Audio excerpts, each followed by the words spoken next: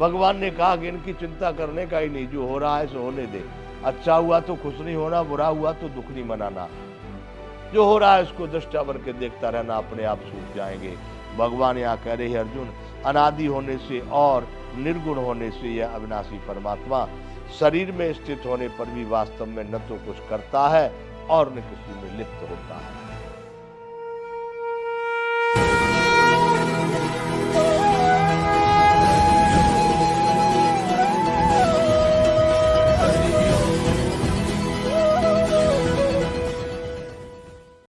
जय विश्वबंधु।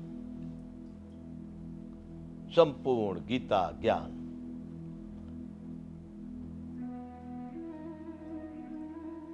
इस तरह से वह भी अपने को पार ले जाता है, अर्थात उस परमात्मा को पा लेता है जिसने आत्मा को अकर्ता समझ रखा है और प्रकृति के सारे कर्म प्रकृति के द्वारा हो रहे हैं।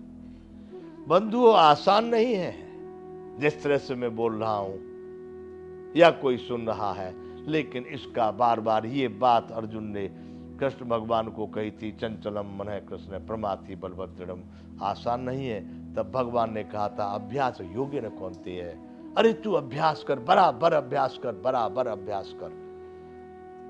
12वें अध्याय में भक्ति योग में बता दिया है, ऐसे नहीं कर सकता तो ऐसे कर, ऐसे नहीं कर सकता तो ऐसे कर, ऐसे नहीं कर सकता तो ऐसे कर, अरे करता रहे। उस मुझको पाने की इच्छा रूपी चिंगारी को बुझने मत दे। तो बंधुओं आगे चलते हैं। यदा भूत पृथक भाव में कस्य मनुपश्यति तत एवच विस्तारम ब्रह्म संपद्यते तदा।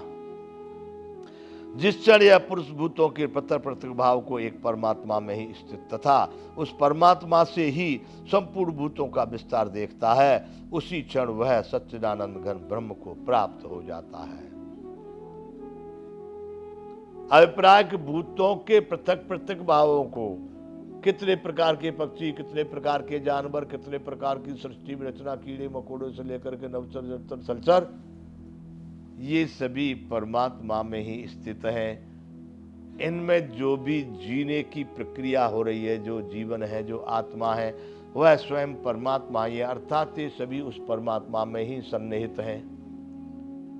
ऐसे देखता है, सभी का भाव को परमात्मा में देखता है और परमात्मा ही संपूर्ण भूतों का विस्तार किससे हो रहा है, अनेक अनेक पैदा होते जा रहे हैं और विस्तार होता जा रहा है और चलते जा रहे हैं। कितने मरे, कितने जिए, कितने आए, कितने गए, यह सब परमात्मा में ही हो रहा है।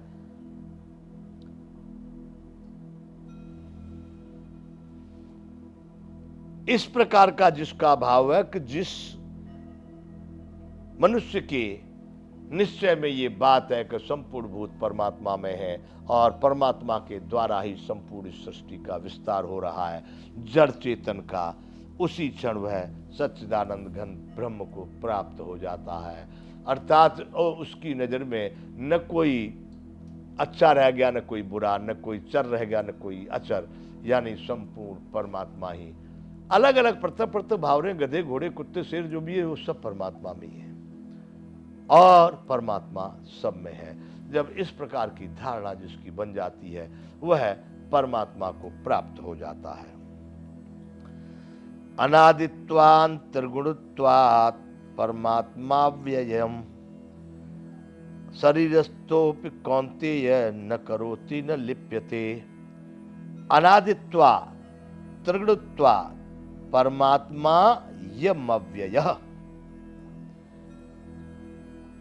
हे अर्जुन, अनादि होने से और निर्गुण होने से यह अविनाशी परमात्मा शरीर में स्थित होने पर भी वास्तव में न तो कुछ करता है और न किसी से लिप्त होता है। अनादि और अविनाशी क्यों है? अगर किसी में लिप्त होता या किसी का करता होता, किसी का कुछ कर्तापन का इसमें अभिमान होता, तो ये भी मरने जीने वाला हो जाता। ये प्रकृति के द्वारा कार्य हो रहे हैं, प्रकृति परिवर्तनशील दिखाई दे रही है। इसलिए भगवान यहां पर कह रहे हैं, हे अर्जुन, अनादि होने से और निर्गुण होने से इसमें तीनों गुणों का कोई प्रभाव नहीं होता। न अच्छे सतोगुण का कोई प्रभाव है, ना ही तमोगुण का कोई प्रभाव है, ना ही रजोगुण का कोई प्रभाव है। इन तीनों, ये भी भगवान बताए हैं। अर्जुन ने 14वें अध्याय में एक जगह ये भी प्रश्न किया है कि महाराज, इन तीनों गुणों से किस तरह से मानव निकल सकता है, किस तरह से छुटकारा पा सकता है। भगवान ने कहा कि इनकी चिंता करने का ही नहीं, जो हो रहा है सो होने दे। अच्छा हुआ तो खुश नहीं होना, बुरा हुआ तो दुख नहीं मनाना।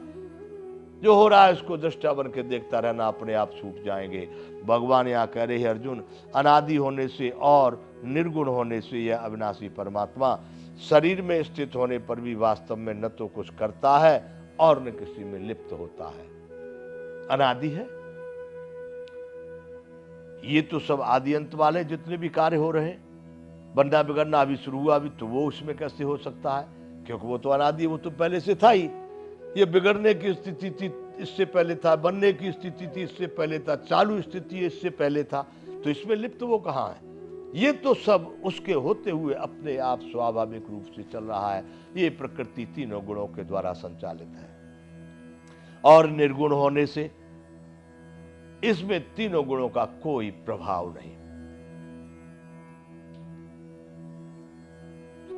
भगवान कहते हैं कि अर्जुन, अनादि होने से और निर्गुण होने से अविनाशी परमात्मा शरीर में स्थित होने पर भी वास्तव में न तो कुछ करता है और न किसी से लिप्त होता है। शरीर में स्थित होने से वह परमात्मा अनादि है, निर्गुण है, शरीरों में स्थित है ही है। कोई भी प्राणी इस सृष्टि में ऐसा नहीं जिसमें वह परमात्मा नहीं है।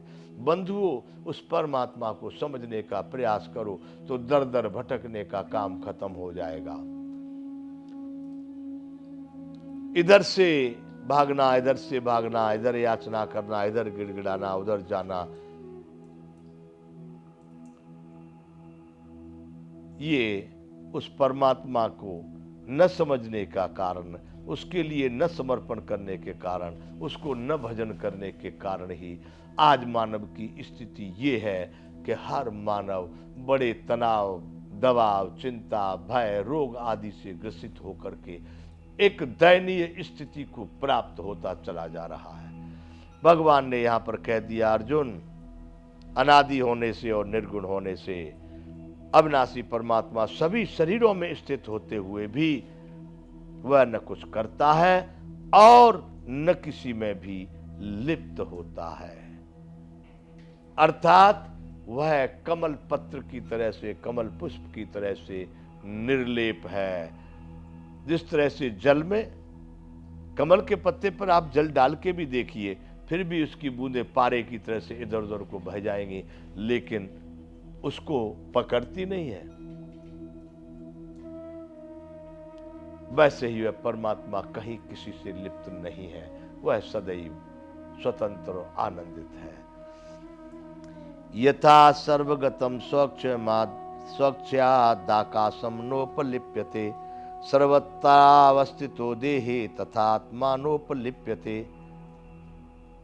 भगवान कह रहे हैं कि अर्जुन, जिस तरह से संपूर्ण सृष्टि में आकाश है लेकिन किसी लिप्त नहीं, सर्वगतम, सूक्ष्म रूप से आकाश सब जगह स्थित है, उसी तरह से सब में रोम रोम में रमने वाला आत्मा भी सारे शरीर में स्थित है लेकिन लिप्त नहीं होता। आकाश किसी भी लिप्त है क्या? इस संसार के सारे पदार्थों को देख रहे।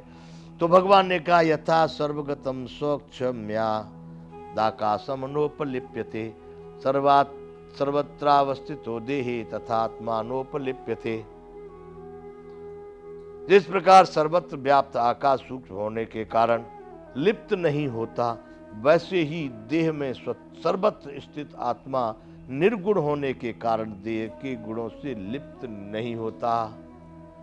देह के गुणों से,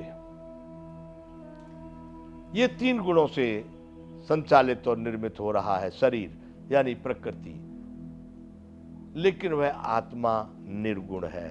इसलिए भगवान कह रहे हैं, हे अर्जुन, जिस प्रकार सर्वत्र व्याप्त आकाश सूक्ष्म होने के कारण लिप्त नहीं होता, सूक्ष्म होने के कारण दिख रहा है आपको आकाश, पकड़ में आ रहा है आपके आकाश, केवल आप समझ रहे हैं कि कोई नीला लीला एक दिखाई दे रहा ऊपर, जिसको आकाश नाम दे दिए, लेकिन वह बिल्कुल अव्यक्त है, आपकी समझ से परे है। सर्वत्र होने के पश्चात भी आप उसको पा नहीं सकते, समझ नहीं सकते, केवल अनुभूति कर रहे हैं। जय विश्व बंधु।